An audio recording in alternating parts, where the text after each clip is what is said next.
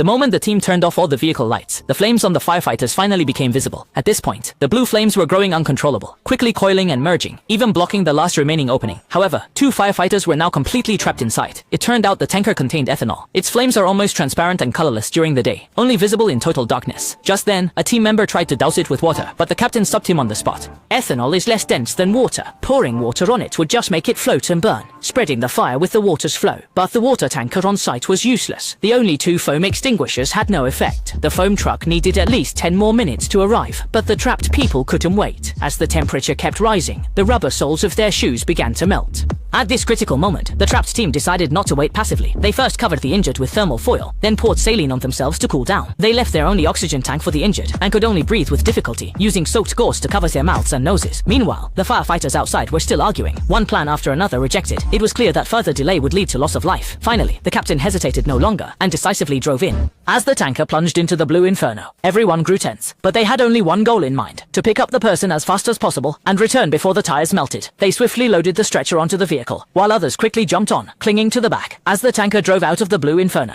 everyone narrowly escaped this life or death crisis. And with that, the film ends.